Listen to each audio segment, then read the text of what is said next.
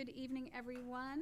Welcome to the September 12th, 2022 meeting of the Hingham School Committee, and welcome to a new school year. It's our first meeting since the students have been back, so it's great to have everyone back. And speaking of students, tonight for the first time, we have our new student representative here tonight, Nathan Tessler. Thank you for being here. We're excited. Huh? We are very happy to have you here. We're excited to hear more about the students' perspectives this year, and also to welcome you back, because last year you did such great work on the Student Advisory Council, so we appreciate it. Yeah, I'm glad to be here. All right, well, we are called to order. Our first order of business is approval of minutes from August 22nd. Someone want to make a motion? Yeah, I'll make a motion to approve the minutes of the school committee meeting held on August 22nd, 2022. You know what? I'm so sorry. Nope, it's okay. I forgot. I have an announcement to make. This meeting is being offered remotely as an alternate means of public access pursuant to Chapter 107. I scared you all a little bit, didn't I? Pursuant to Chapter 107 of the Acts of 2022 and all other applicable laws temporarily amending certain provisions of the open meeting law. You are hereby advised that this meeting and all communications during this meeting may be recorded by the town of Hingham in accordance with the open meeting law. I believe Harbor Media is also recording tonight. If any participant wishes to record this meeting other than Harbor Media, please notify the chair at the start of the meeting in accordance with MGL Chapter 30A, Section 20F, so that the chair may inform other participants of said recording. Anyone else recording? All right, we are good. Okay. So sorry, thank you. That's okay. All right, I'll make a motion to approve the minutes of the school committee meeting held on August 22nd, 2022. I will second. All right, any discussion? I do have a discussion. There's a couple of things. On the motions, the elementary and the high school, the names of the handbooks are very specific, so I was just going to suggest recognizing that in the minutes. The elementary, it's called the Elementary Family Student Handbook, and the high school, it's called the Hingham High School Student Handbook Code of Discipline. And I can make those changes in the Word document draft, and then those will be put on the website when they're approved. In 2 seconds. Anything else? No? All right, do you want to Yes. amend? I'll make a motion to approve the amended minutes of the school committee meeting held on August 22nd, 2022. I will second it. All right, all those in favor? Aye. Aye. I got excited, sorry. No, that's okay. All right, questions and comments. This is also known as public comment period. The Hingham School Committee encourages community engagement and welcomes questions and comments as agenda items are discussed at the meeting. In addition, we have up to 15 minutes at the beginning of this meeting for comments or questions that fall under the purview of the school committee and are not already on tonight's agenda. If any guests here tonight wish to speak, please raise your hand, state your name and address your comments to the chairperson. That's me. Comments will be limited to 3 minutes per speaker and must relate to topics within the scope of responsibility of the school committee. As established by Massachusetts general law, the responsibilities of the school committee are to 1, select and evaluate the superintendent, 2, review and approve budgets for public education in the district, and 3, establish educational goals and policy for the schools in the district. Speakers are encouraged to present their remarks in a respectful manner and to consider the privacy interest of others. Public comment period is not a time for debate or response to comments by the school committee, and the school committee is not adopting or endorsing any of the comments made during the public comment period. And just so folks know, in addition to this public comment period, this school committee practice also provides time for questions and comments from the public as we discuss new items on our agendas. Anyone in the room have anything for public comment? No. Is there anybody online? Jen, can you tell that from your view? Yes, there is. Sorry, we're trying to share screens tonight, so I am. Lauren Berm's name is raised. Okay. Hand is raised. Will we see her up on the screen, or will that be? No, we didn't. No, we don't. Okay, that's okay. All right. Lauren, are you there, and can you hear us? I think somebody needs to unmute her. I believe Sorry, Sherry. we're working on unmuting you, Lauren.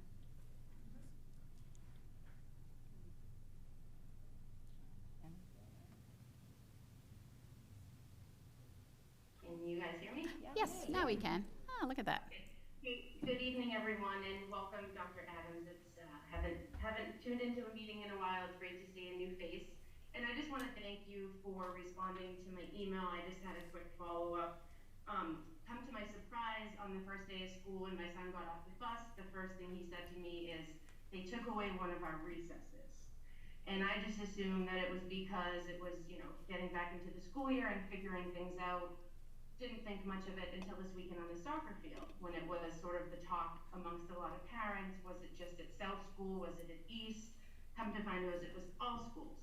So I really appreciate all of you getting back to me. Superintendent Adams, thank you very much for your response. I get the reasoning, I guess, why we did it, but I just wanted to go on record saying, I mean, we've all sat here the last 2 years talking about kids and being in school and being with friends and how important the social emotional side of things are, and how much these kids lost over the last 2 years with, even when they were back in school, they were segregated versus classroom and they couldn't mix and mingle. So just my point is, I'm just really disappointed to see such a change made in the daily lives of Hingham Public School students with very little notice. I do appreciate messages that went out in, summer newsletters from principals, but frankly, not a lot of people probably read those. And, just to hear that first thing out of my kid's mouth, he wants to see his friends. And again, I'm all for kids being in school and learning, but I'm just trying to understand the thought process behind talking for 2 years about kids being back together, and then the first normal year we had, taking away recess, and only for third, fourth, and fifth graders. So that's it. Again, thank you for listening. Thank you for answering my questions, but I just did want to go on record, just saying that I think it's disappointing and doesn't go along with all of what we've been talking about for the last 2 years. And just in my quick research, every agency out there you can think of, from the CDC to universities to the American Academy of Pediatrics, stresses that kids need recess. So again, just don't quite understand why the change after 2 years of kids not being together, and now we're taking away 15 minutes of fun time with their friends. Thanks. All right. Thank you very much. So this is, the school committee sets the calendar, not the schedules. That's done at the building level. And so we won't comment on it, but I don't know, Dr. Adams, if you had anything to add to. Sure. As I shared with Ms. Brum, the principals last spring, and this was part of the strategic plan, hired a consultant and worked with a consultant who worked with the elementary teachers and principals to develop a schedule that allowed for HTSS and time on learning. And so those changes were made to reflect the need for time, and specifically allowing for time in science and social studies. Remember, for time on learning, recess doesn't count, lunch, as well as arrival, dismissal, and transition times. So those changes were made to reflect that. In this year with teachers, we are also trying to emphasize a lot of collaboration in our classrooms, and going back to work in groups. Our students are not sitting in rows all day long. There's lots of movement that's incorporated into classrooms as part of what happens during the school day.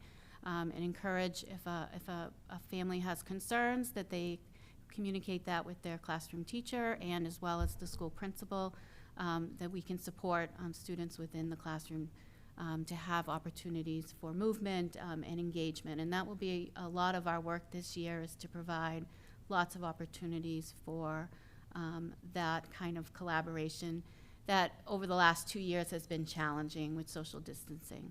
And so that will be much of the work that we do in the coming year. Great. Thank you very much. Kevin? Just out of curiosity, how many recesses do the kids have? Grades 3 to 5 have one. There's one, right? Yeah, 15 minutes. And lunch and. Yep, a specialist every day as well.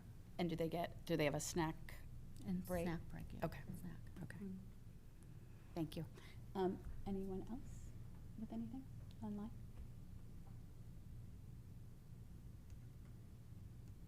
I do not see anything else. All right, thank you. All right, thank you so much. All right, we will move on to item 4, Superintendent's Report. Dr. Adams? Great. The first thing on the superintendent's report is the communication plan, and I'll invite Heather Cashman to come on up to help in the presentation. Let me just log back in. There we go. So we were lucky to have Heather join us last year in the winter into the spring, and she began some great work. The purpose of the communication plan is to really outline for the community what our goals, to set some goals for the year, and our hope is to come back at the end of the year with some updates. It sort of finalizes, kind of puts together a lot of the work that was started last year and sort of formalizes it and starts to continue to grow the way we communicate with all of our stakeholders.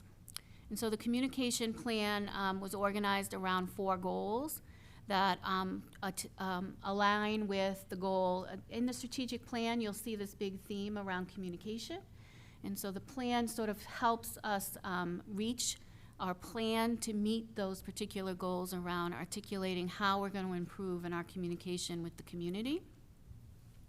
And so it's organized around 4 goals. And in this presentation, we gave you a longer document. What we're going to present to you tonight is just try to highlight each of the 4 goals with some examples. They're just some examples, and hopefully in the spring we'll have more additional examples to share of the work that's been done all year long. The first goal is to really work on developing clear and consistent messages that are aligned with our district strategic plan, really trying to initiate and share that Hingham Together kind of hashtag and the theme, and really creating buy-in for our strategic plan, really using the strategic plan in our communications on a regular basis as a district and as a school, developing communication protocols so that folks in the community know if they have a question who they go to, as well as our staff, increasing communication at the building level, enhancing and continuing to work on the development of our website, and collecting feedback from our stakeholders on how we're doing with communication.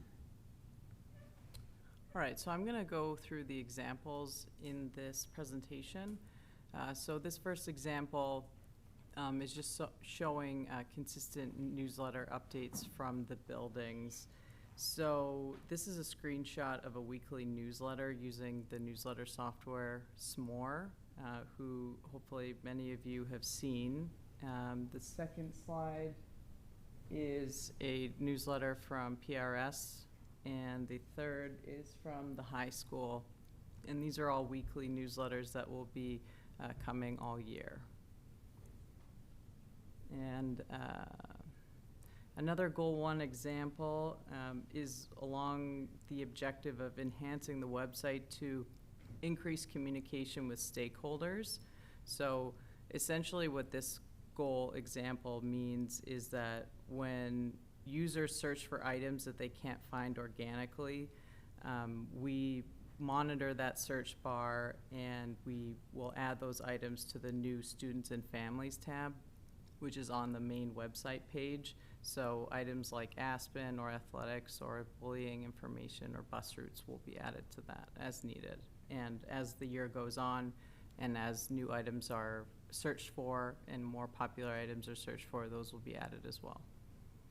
One of the things that Heather has helped us do is collect analytics on all of this. So these tabs, these little buttons are developed because people are searching those more frequently, as well as we can collect analytics and data on those newsletters, how many clicks and how many clicks are leading to second clicks and third clicks and shares. And all of that is great data about what is the most effective means for communication. And so we're grateful for Heather's support in doing that. Goal 2 was improving internal communication. Again, developing a chain of communication that will help support district and school staff on particular, when they need information, they know where to go. Just starting to think about how do we expand either resources for staff via the website and also the development of an intranet, so where staff can find specific forms that they need or resources that are often accessed, and having a one place kind of stop shopping for that. So the Goal 2 example for this is the chain of communication document to identify workflows in different departments across the district. So this chain of communication document is actually in its final stages, And this document will be externally facing as well as internally facing, so it'll include workflows in all departments across the district, and it's really to eliminate confusion and provide resources to staff in the community. Goal 3 was around engaging community stakeholders. We know we have our parents, our students, our staff. Those are our immediate stakeholders, but we really also wanted to think about broader in communication outside of that particular stakeholder group. So creating materials, for example, for realtors, Chamber of Commerce about what's happening in the schools, increasing our community relations with different organizations in the community, and using social media and other forms of engagement to really support recruitment and hiring. And we've been doing a little bit of that. You should have seen some of that this summer. And I think we can continue to use and increase our use of social media and other forms to help in our recruitment and hiring. Okay, so bear with me with this slide. So this really goes with the objective of increased engagement outside of parents, guardians, and staff. So social media is a really powerful tool in this day and age to reach community stakeholders. So the graph in the top left is the Facebook reach between September 2020 and 2021. So the reach really means the users that saw the posts in total. So we reached 27,965 people over the course of a year. And last year, over the course of 2021 to 2022, we reached 43,880 people. So the reason why I'm showing these graphs is because this really increased by the increase of consistently posting to these channels. So 2020 to 2021, there were posts, but it wasn't as consistent because there wasn't a dedicated communications person to social media. Now that I'm on board, there is consistency with the social media posting, and we're hoping that next year will be even higher. And the bottom right, if you can see, that's the Instagram reach. The reason that's not in the top right is because Instagram's a new platform. So we reached 11,357, which is pretty good. And we hope that gets even higher this year. So another example for goal 3 is how to utilize social media to reach community stakeholders outside of our followers. So this is an example of the Pride Sidewalk that was completed at East Elementary. So without the share function, it probably wouldn't have reached 605 reactions. And reactions really are like likes or loves or laughs or whatever you can do on Facebook. It probably would have been under 100. But because 16 people shared this, and from those shares it shared and shared, so I wouldn't call it viral, but it did pretty well. And 605 people engaged with the post, and 7,500 people it reached. So, 3,000 people like the Hingham Public Schools Facebook page, but it reached 7,500 people, which is pretty incredible. So, reaching this many people who, that's why social media is such a powerful tool in reaching stakeholders outside. So consistently posting and engaging stakeholders to further share is really powerful. Goal 4 was to increase public awareness of the Hingham Public Schools. Here is to strengthen our relationship with external news and community sources. So the goal 4 example is basically to generate publicity for events, programs, and student staff accomplishments. So I can only really speak for the year of 2022, but so far we've submitted 15 press releases, and all 15 have been picked up by external news sources, which is pretty great. And these press releases are shared through email, and I can actually show you some screenshots, if I can see the next slide. So this press release, not only is it shared with the news sources, we also share it through email with our families. So this is the SMORE platform. This is what Dr. Adams was talking about tracking the analytics of how many people open the emails. So with this particular press release about the Fine Arts Director in June, 6,100 people opened the email and read this press release. And the press releases are also shared on the website news section. So the Fine Arts Director press releases here, as well as all of the other press releases. Hopefully, the press release section and news section will gain more traction as the year goes on.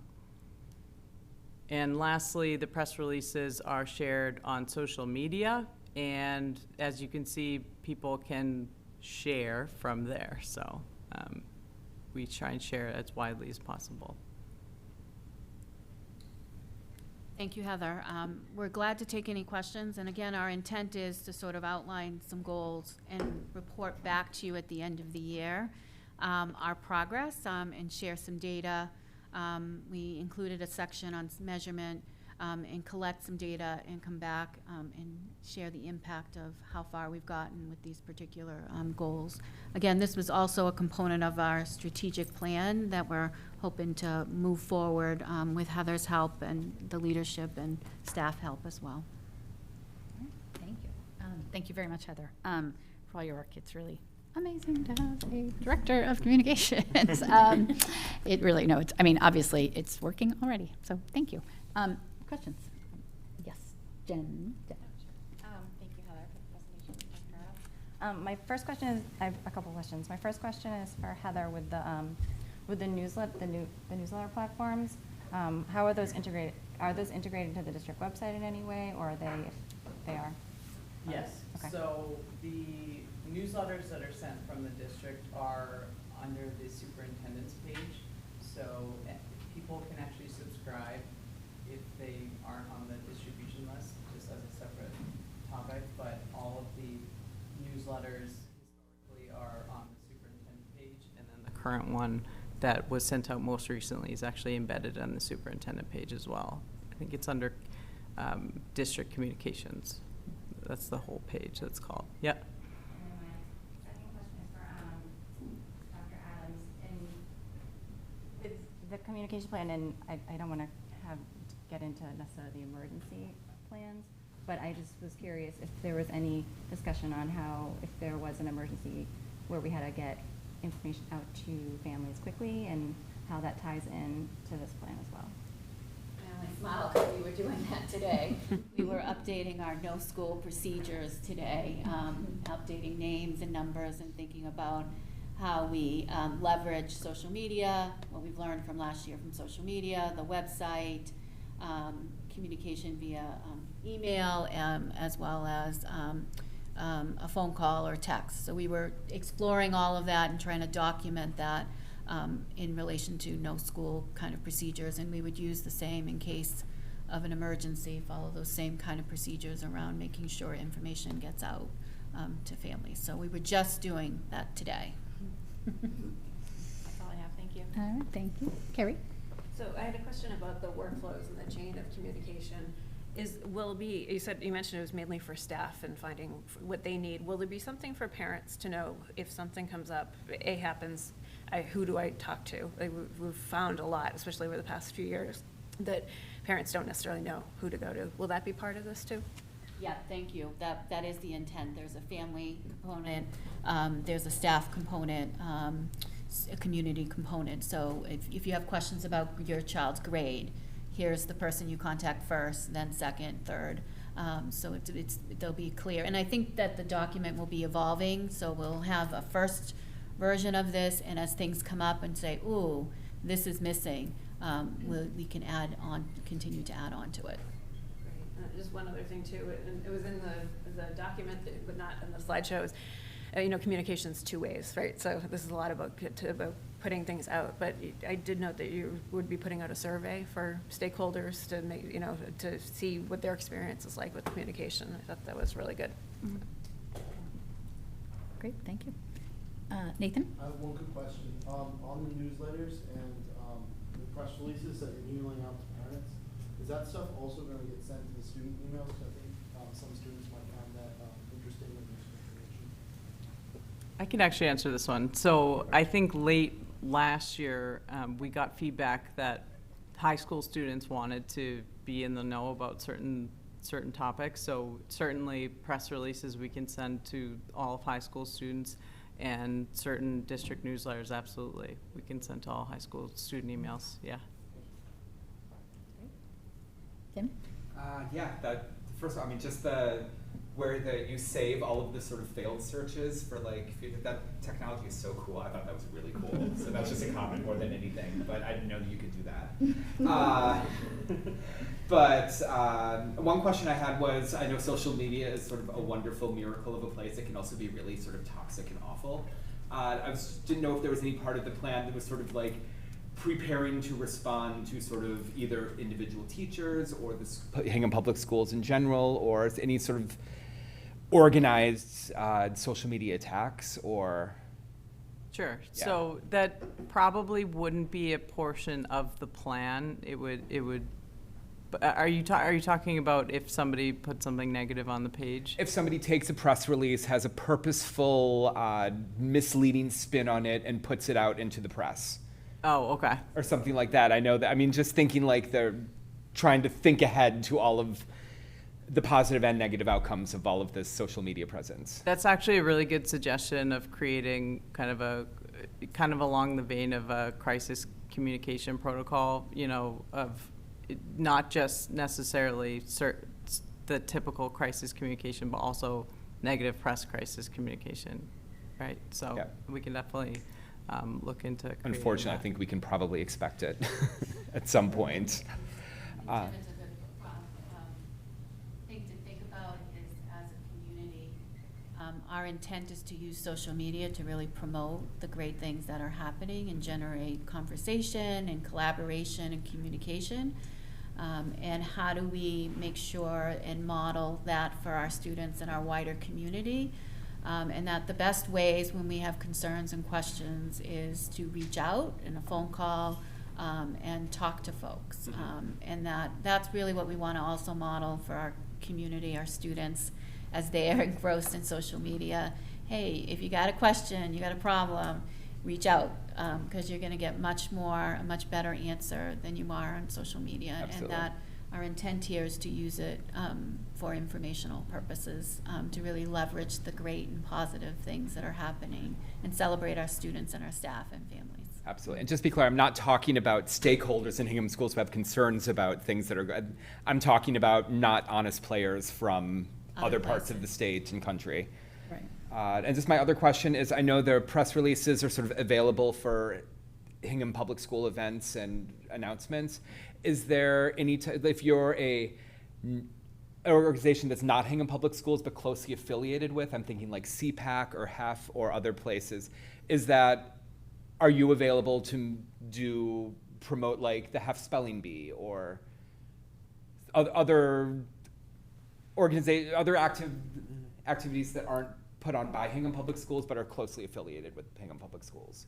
Yeah, I think we want to collaborate with those organizations and really work together to share resources, ways for people to get engaged and involved in the community. Awesome, thank you. Ally? Just first want to say thank you. I'm so excited about this and happy to see it finally happening. I think last couple of years we've heard from parents a lot about not necessarily lack of communications. I think there's a lot of communications, but the type of communications and making sure it was effective. So I guess just a little bit of a question comment, because I know firsthand how much work this is, especially the analytical piece of it and measuring it and following up. It's a ton of work, so I applaud you for taking it on. But in terms of that, in that measurement piece, will you be looking at places that you can back off some things too? I mean, it's a lot to be on Twitter, Instagram, LinkedIn, Facebook, emails, all of that is so much work. And right now, I think one of the big words I hear is consistency. And I think there's a little bit of a lack of consistency, but also there's a huge number of stakeholders. So even looking at the students and what's going to reach them may be different on social media than what's going to reach the parents of a high school student versus an elementary student. You know, so are you guys going to look at that and kind of see which is most effective, and if there's a way to condense it on any level, not to take things away, but to make it more efficient for you? Yeah, I think certainly finding that information would be most valuable for all of our time. But, you know, like you said, different families are on different platforms. Like, for an example, the kindergarten parents are obviously on Instagram and not on Facebook.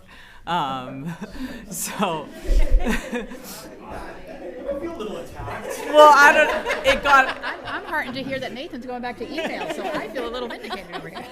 not obviously. It got more engagement.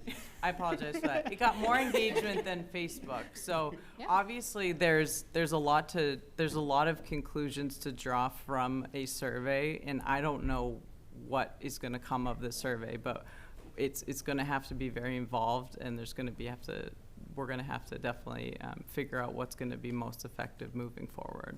Definitely.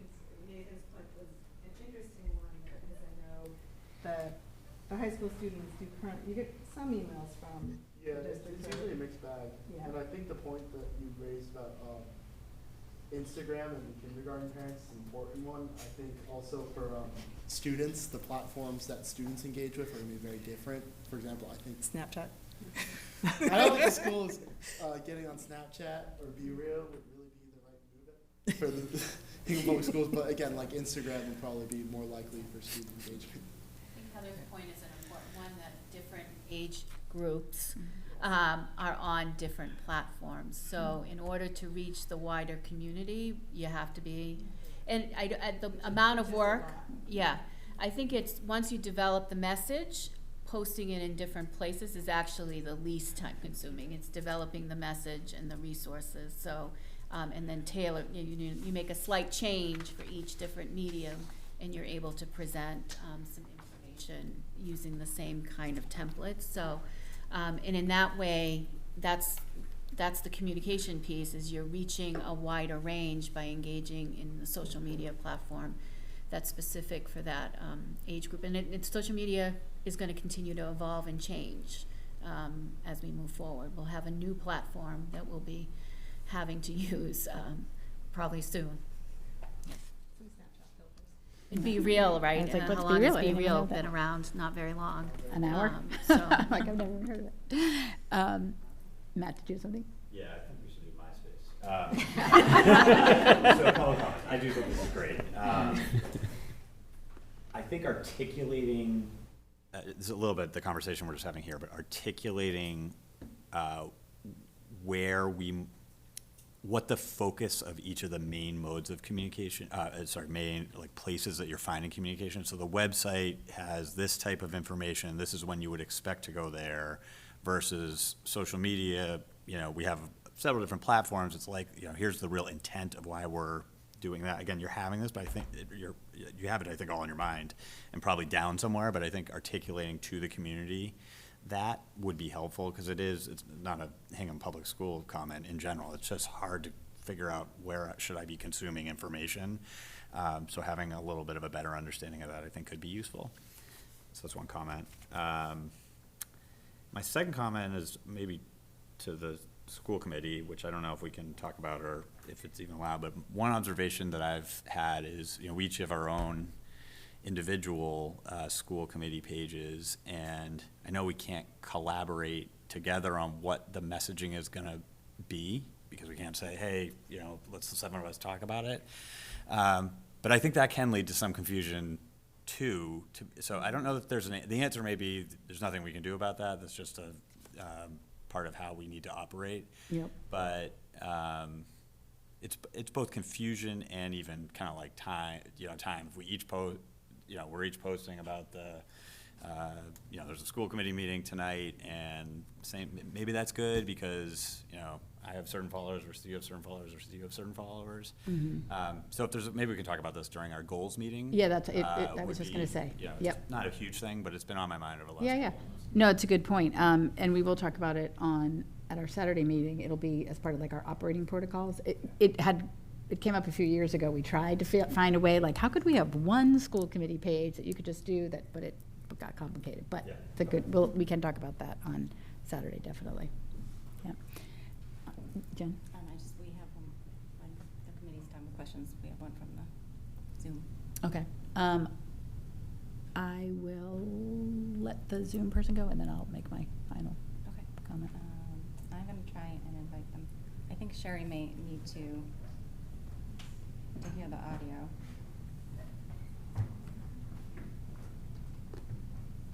It won't work from my computer. Okay. What do you have to, they have to be unmuted? It's Jen Frizzoli. Jen, can you hear? Hi, can you hear me? Hi, Jen. Yes, we can. Can you just give us Hi. your name and address? Yep. Thank Hi, it's Jen Frizzoli, 6 Myers Farm Road. Thank you. So thank you very much, Heather, for sharing this. This is a great plan, and welcome, Dr. Adams. So pleased to see an emphasis and a focus on communications. I think we've all really expressed an appetite for that after the pandemic, and you've really covered a lot here. So I think probably the key is going to be prioritizing that, and I'm sure you've had conversations about, I know this is a very high level plan about how to maybe roll this out in phases and where you're going to emphasize. So my comments are probably just from a parent lens. But I think what, what I heard Allie say was probably around prioritization, and Matt say, how are you guys going to kind of bring this all together? And I think what's really important to think about is a single source of truth, because what we have are these conversations that take off in different social platforms, on maybe different school committee pages, an email that becomes outdated as soon as it goes out, and the expectation needs to be set from a parent perspective or even just a stakeholder perspective about where do you find the latest and greatest information, and it can change within 5 minutes. And so I think that needs to be, my opinion is, but I think you need to check in with your stakeholders, obviously, it needs to be the website. And so all the content needs to always be up to date on your website, and whatever anybody else puts out there on social media needs to drive to that place. And then that's where people need to know to go, where they're always going to find the right information, not information that people have taken off on a trail on social media and added their own narrative to.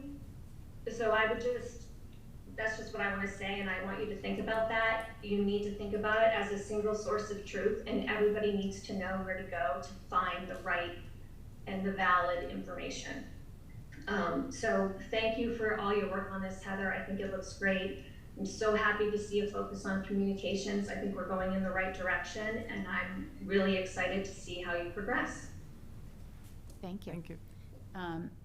Yeah, I think, that's a good segue, because the one thing I was going to say was, I think that I struggle with the social media component of it, particularly after some of those studies that had come out last year about how particularly damaging to young women and students social media can be. So I sort of get like, is that where we want to be driving people to social media if it's something that it can be damaging? So I like the approach that you're taking, that it's going to be a banquet to some degree of different places you can get it. But I think, to Jennifer's point, I think if a lot of the stuff goes back to the website, where that's where the details are, right? And the social media is more of the promoting all the good work that's happening, but you have all the other pieces of it. I mean, I know it's a lot to take on because it's so many platforms to have to manage, but I have the utmost confidence that you'll figure out how to do that, but I do appreciate it all. I think Heather's very good at reminding all of us that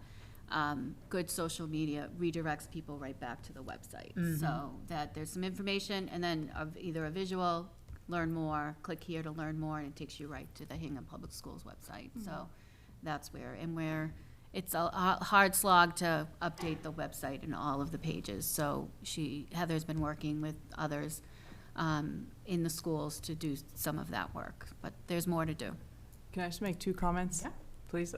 So the first one is, I think we'll gain a lot of insight from the survey as to, I appreciate the comments, that perhaps the website would be the best mode of information, but we'll see if the survey reveals that, 75% of people are looking to social media for information, then obviously we'll have to maybe balance that or something like that. So I think we'll have to definitely gain a lot of insight from the survey. So that's my first comment.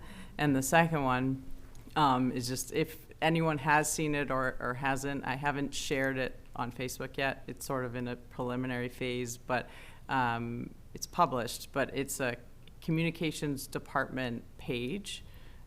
So it's on the About section, so that can have, the communications plan moving forward, and that can have, school closure information, and it can have a lot of this information where folks can go to, but there is a communications department page right now.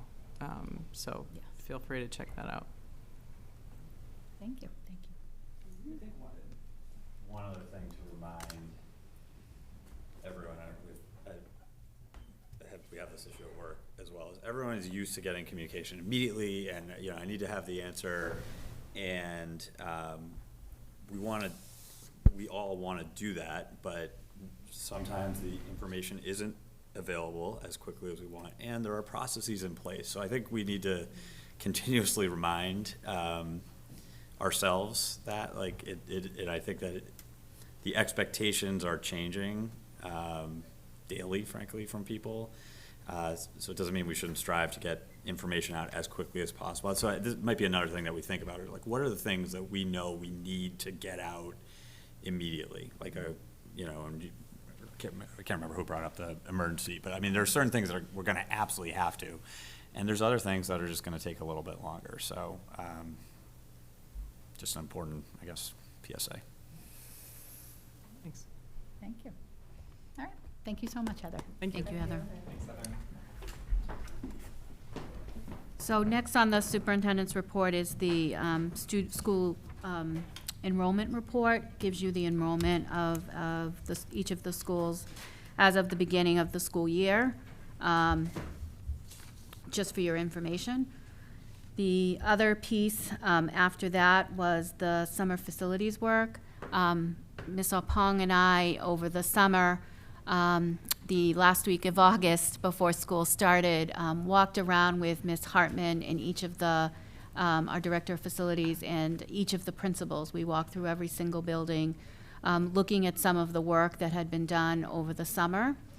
And we're so impressed by all of the work that had been done by the staff, the facility staff.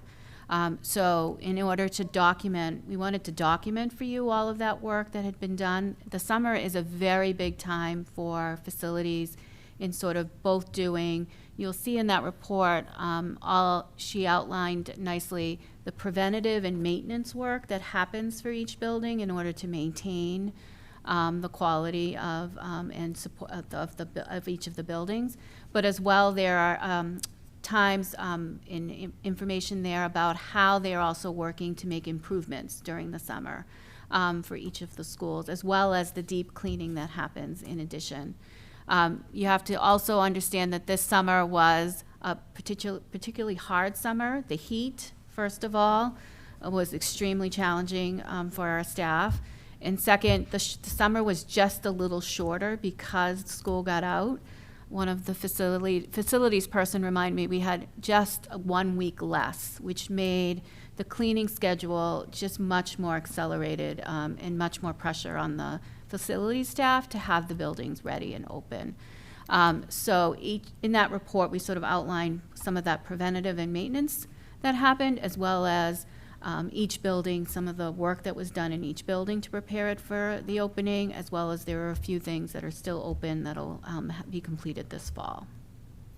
I was going to point out also this summer that we had 2 projects going on too, right? So Plymouth River was under construction with the window project, and Foster School, there was a lot going on at Foster School preparing for some of the site work for the fall. So our facilities team is amazing, and they did such amazing work this summer. We are very, very grateful. Aisha, I don't know if you want to add anything? Yes, just first of all, just say thank you to all the facilities people. The last few weeks before school opened, they were working tirelessly on weekends and overtime throughout the weeks, just trying to get school reopened, as Margaret pointed out as well. This was a shorter summer, and not only that, with the 2 projects that were on, Foster and PRS, as well as summer school going on in all the buildings and accelerated learning.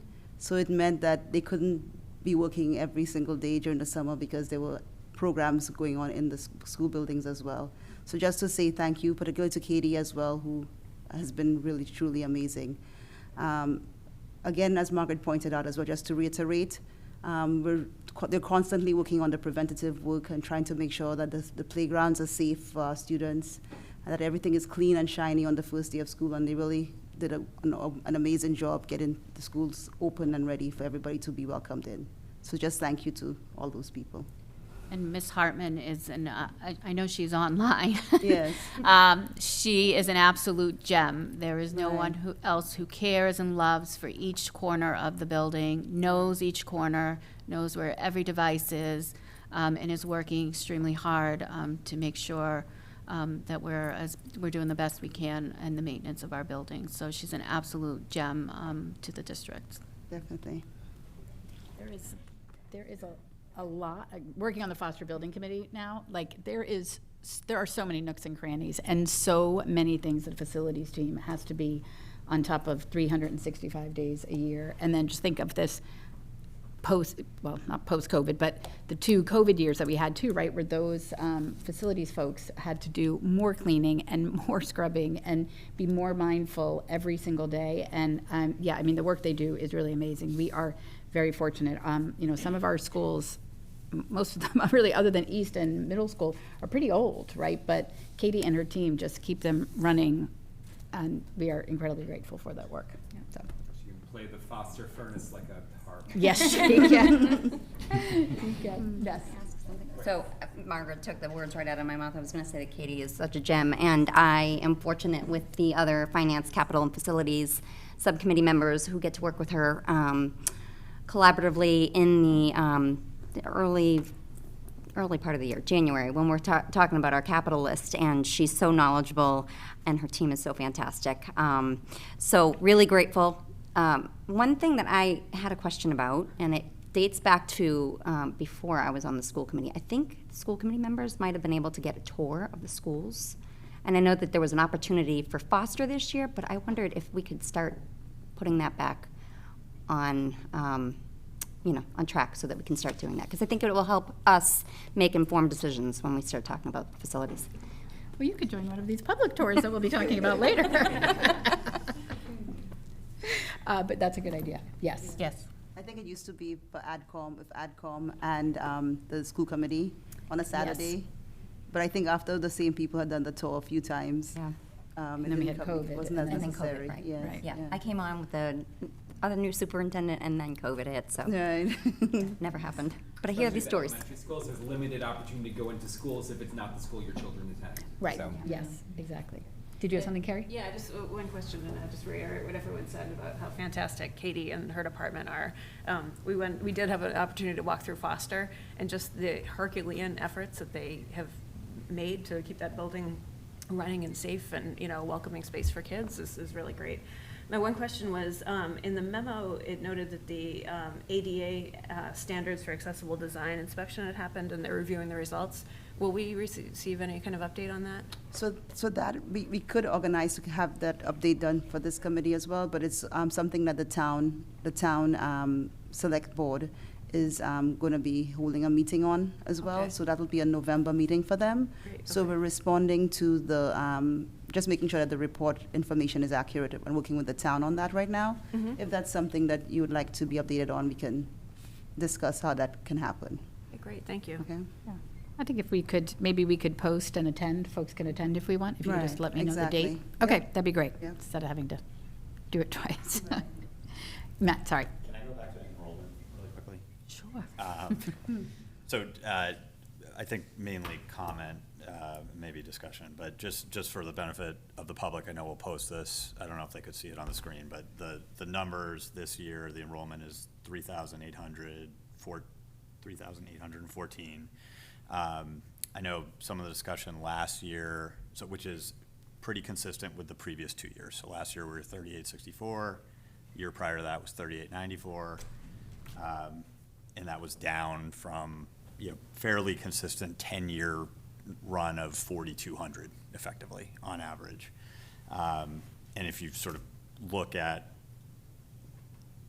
what it means going forward, understanding people can move to town, different decisions are made, but it's pretty consistent outside of the 2020 COVID year in terms of like when you see people leave or, come back.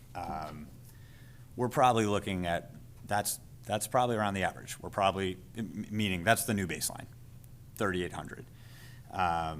So again, one, I just want to make sure people were aware of the number, and I don't know if that, I know we've had crowded schools, and so in some ways that's a good thing. We had, high student-teacher ratios, teacher-student ratios, and we have a fair amount of learning loss, and now there can be more focus.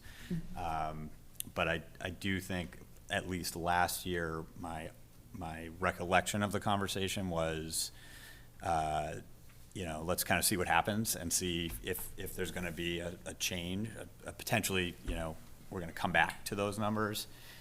And of course, 5 years from now, 10 years from now even, maybe you can, but we kind of know what the baseline is, starting in kindergarten, first grade, second grade at this point. So it feels like that's kind of like the new normal. I think that we'll have a more in-depth conversation in October when the official, so this is sort of the unofficial enrollment for right now, because this is not what's been reported to DESE yet, so I think we have a little more robust discussion about it in October. No, that's okay. No, because it's a good point for folks listening. And then I do firmly believe that when the new foster school opens, that will drive a lot more people to come back to the foster school. People have said it out loud, right? I didn't move to that district because the school was so aged. And so, again, Katie and her team and the staff there and the faculty do an amazing work making that such a wonderful community and neighborhood school. But it's old and it needs to be replaced. So I think we'll see some change in the enrollment there. And I do think too, coming off the COVID, we're not finished with it. We're still in it, right? And I think it's just so soon post-COVID for folks to decide what their plans are going to be. But anyway, sorry. And a lot of the kids that left to go to private school are happy at the private school and don't want to disrupt their lives twice to come back to the public. So some of the getting back to a baseline or getting back to, pre-COVID numbers might be, 5-7 years right, as those kids age out of school and younger kids enter school. Yeah. I think, to Matt's point, though, we'll have a much broader conversation about this in October, but, all right, sorry, Nathan. I have a quick data question about the enrollment numbers. So I'm sure it's different at the elementary level, but at the middle and high school level, I've seen just personally a lot of people leave and return. So I'm curious, like how many of the people who left during COVID have came back later in the schools? So I've seen at least like 4 private school returns, just sample size of the Hingham crew team. Yeah. Little anecdotal evidence. Yeah. Number if you really want to know. I'm just curious about how many people are going in and out. It seems like there's some, but it's not a large number. I think the majority who left for another setting are happy there and are staying there. But there are some, you're right. I've heard of some. There's a little blip. Sorry. I was going to say, there's a little blip just looking at the numbers with the 10th grade this year, but just anecdotally, as you know, I have a 10th grader. I think a lot of it is people who moved into the district. There are a few who came back from other schools, but also people who moved in. And it's really nuanced grade to grade. It's hard to, With just the high school, it's just 2 or 3 bumping from last year. It's pretty consistent. And I'm just talking about the high school. Yeah, it looks pretty consistent this year this year looks like the first normal, again, every year is slightly different, but Right. like in the previous 2 years, the numbers were all over the place, right? You had a bunch of people drop out or not go in kindergarten and come back in first grade. It was a huge variance that was not anywhere close to what we had seen historically. This year, it's pretty consistent. Again, each grade is kind of like individually. and I think there's some people coming in, some people going out, but overall, the high school is pretty steady. Pretty consistent. I didn't know what the return rate was on that. Yeah, it's not large. Not large. No. My grade's the largest by far. Yeah, your looking grade at is that. quite huge. Yeah. Yep. Yeah, I mean, that's the other thing, like, yes, people may come back, but our high school is pretty big now compared to the lower grades. Some of that is probably COVID, or I think, some of that is definitely COVID. But even if you start to gain 30 people, it's still significantly, less. So that's why, Tim, I agree with you. I think Right. it's sort of no matter what happens, even with Foster, like we're talking 7, 8, 9 years down the road. Mm-hmm. Yeah. Not to say we shouldn't pay attention to the power of crew to bring people back to Hingham. Exactly. This speaks very well of the crew team. No, it is interesting, because I'm just looking at them and just, again, anecdotally, so I'm like, 286, grade 9. So when my son was in the class of 2016, his class was 275. And then 2 years later, the class of 2018 was 340 maybe, June? Does that sound about? That class of 2018 was a really big class. So it does, there are those little booms that happen. And I do remember from previous enrollment numbers pre-COVID that they were going down at the elementary level. There was a big bubble, and I believe that class is now. Maybe his, yeah, probably Nathan's, yeah. I think there was a freshman class too. Yeah, it's the The top freshman 10. class Yeah. has got a big class. Yeah. So I just have one comment, one Oh, question. yep. And just my comment was on, if you go back to the NESDEC enrollment study from 2008, and they showed the plateau of, granted the numbers aren't the same, but it was they did show it that we were plateauing, and we are plateauing between last year and this year, give or take. I think it's like 39 students. And then my question was for Dr. Adams. One of the things I just noticed, and I'm all for great class sizes, and it did just stick out to me about the grade 2, that there's 4 sections versus it's like 15, 16. It's the small class size. And I just don't know if you have any comment on that, or how, if we had some kids who left or came in, and just wanted to feel. Yeah, I think that Michelle's comment about the October 1st numbers will Okay. give us a much better outlook on what's stabilized, Okay. because, and I think that if you have 4 classrooms, you combine it down to 3, you're making a much larger class. That's partly the challenge, so. Thank you. Thank you. So next, we had a personnel update, which included a list of our new hires for the 22-23 school year. In addition, we are working to continue to hire paraeducators. Up to now, this summer, I've hired 16, as well as 4 admin assistants, and are working, continue to make sure our schools are fully staffed. We still need, on average, about 2 additional paraeducators for each school. It's a moving target, because as soon as we hire some, we lose some. So as soon as we're making gains, we are back to still needing those 2. So we're going to continue to work on it over the next couple weeks, and hopefully continue to work on making sure we're fully staffed. But I just want to say, things in other districts are wild with hiring. I think Hingham's been extremely lucky, and I think it speaks very well to the Hingham staff and Hingham's ability to draw staff and hire these positions.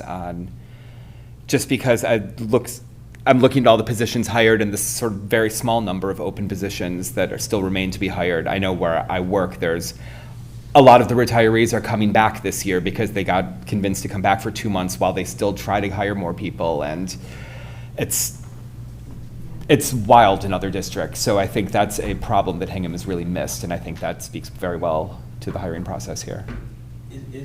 I agree with that. Is there let's say 2 months, so we're doing everything we can to hire people, but it's hard, and we could lose people. I'm making a number up, but are there any other alternatives to fill those gaps that we could do? Like if we're still at 12 or whatever number there is on November 1st or November 15th, is it kind of just, it is what it is, or are there other, I don't know, levers that we can pull? I think it probably is what it is, but I think we just got to keep, kind of getting out the message as much as possible, is trying to get folks, and being creative. One of the things we it's a long-term piece, is trying to see, and had a conversation with Miss Eastwood at South, who South tends to have quite a bit of student teachers, is seeing how we can collaborate with local colleges and universities to be a place where we can get student teachers who can also, as they're student teaching, be a paraprofessional for a year, get experience, and hopefully then later prepare them as an educator in Hingham, or support them to get a position somewhere else. So that's a long-term kind of solution. That's not going to happen, but it's something we can work on this year to hopefully put into place next year. Also contingent on having young people go into the teaching profession as well, but seeing if we can become and collaborate with some local universities. So we're going to be working on that. Just a question on, have we hired the data analyst position? We have not been able to find someone who's qualified for that. I was going to say, I'm sure we have a lot of talent from the former Hingham High School class of 2018 that just graduated college this year that is seeking active employment. Mr. Quilty, you may know one or two yourself. I actually know that during COVID, Mr. Swanson and I had talked about it, and we did do some big outreach to those recent grads, and several of them are fully employed here now and have just joined the teaching staff, so it's really great to see. The last thing on the superintendent report, I received communication as well as the chair in regards to the application of the Hingham Sports Partnership to apply for the Community Preservation Committee's application for a feasibility study of the field house becoming a wellness center. So you have that in the packet. You voted last October to move forward and give approval, and there's a letter from Dr. Maestris there indicating the school committee's approval. So that was for your information, that is being submitted, I believe, tomorrow on behalf of the schools and sports partnership. So we don't need to take any action on it, but I just wanted to remind folks I was out there. Kevin, I don't know if you have anything you want to update the committee on. I mean, I'm open to any questions people have. As I'm sure you guys can appreciate it, everything takes a little bit longer than you expect, which seems to be the norm. And not much gets done in July and August, certainly with the sports partnership. Hopefully we'll have this but we did just add some really great new board members who, for a profession, do some sort of fundraising. So they've been a huge addition to us. And one of them is really helping us organize our plan to fundraise, which instead of just kind of throwing it against the wall, we're really developing what I consider a professional plan, certainly more than I know what to do. And so hopefully certainly in the next month, we meet as a board a week from tonight, I think. And I think that'll kind of get everyone in our board on board with it. And it's really going to be a fundraising goal for the foreseeable future. We're certainly not going to be talking construction anytime, unfortunately, soon, meaning in the next few months. But I'm happy to answer any questions anyone has on it. Anybody? No, Jen? I just have a question for Aish and for you, Michelle. Yep. If the committee, if we're going to have an opportunity at some point to discuss the amount of how much this will cost for the school committee in terms of moving the items that are in that building, if any staff will have to be hired for overseeing it, and will there be an opportunity that we'll have that discussion? Yes, because at the moment, we're trying to figure out, because right now we have a lot of maintenance and items that are being housed in that building. So we're trying to figure out an area where we can actually move it to. Right now, we haven't been able to identify a spot for it yet. In terms of that, it may mean trying to build at some point some kind of storage space, because some of the material has gas or oil or diesel within them, so it can't be stored anywhere.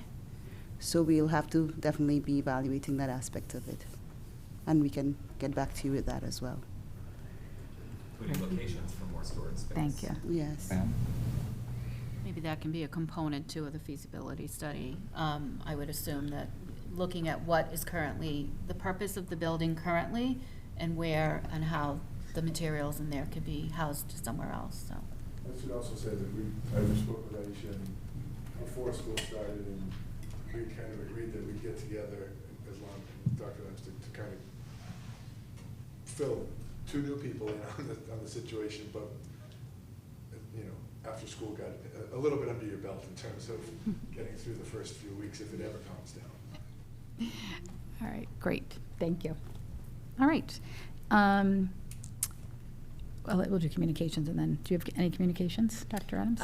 We received communication from Teaching and Learning Alliance. Do you remember? They were the group that helped us with the strategic plan.